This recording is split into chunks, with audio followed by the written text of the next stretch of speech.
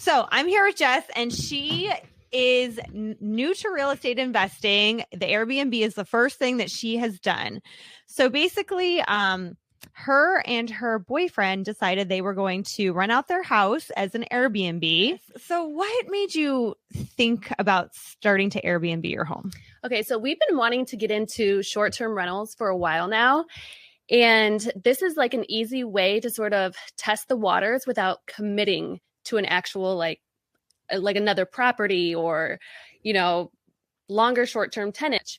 But what I do is I set it so that people can't just instant book unless they are verified with Airbnb and they have a review by a previous host. They have to have a 5-star review.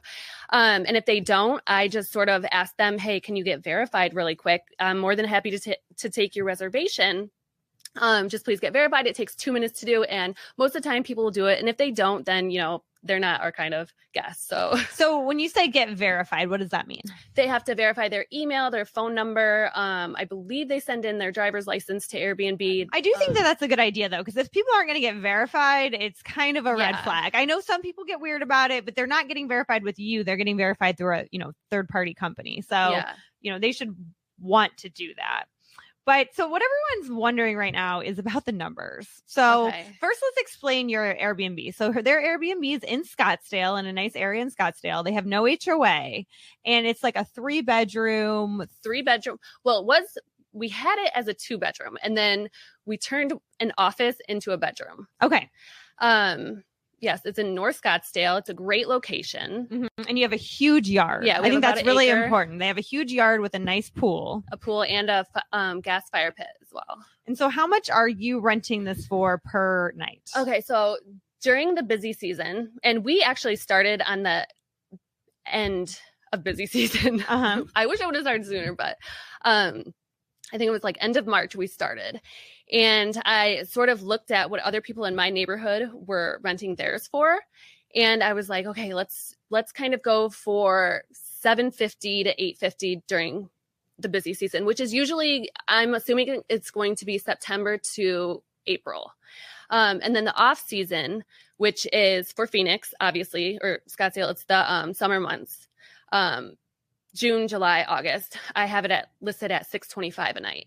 So $625 a night is the low point, end, and then what's the high end again? About $850 is the top. So that'll be like December and Christmas time. So if you're charging $850 a night, how much is Airbnb keeping? I think it's about 4%. Okay. Yeah. Okay, so 4%. So you guys are making quite a bit of money, and now, granted, not everybody has like a prime house that has a huge yard and pool with 3 bedrooms. And this is more of like a luxury rental.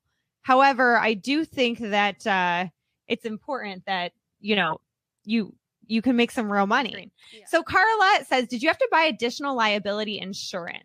So we changed our homeowners insurance. We still got homeowners insurance with short-term rental. So we actually have a friend who is very knowledgeable in insurance and sort of geared us in the right direction with that. So tell us about all in on this idea. The first thing you decided, you rent your place. You need to go find another place to stay. You don't want to spend a lot of money on the other place because that mitigates, the money you're making through your Airbnb. Yeah. So what did you and Nick decide to do?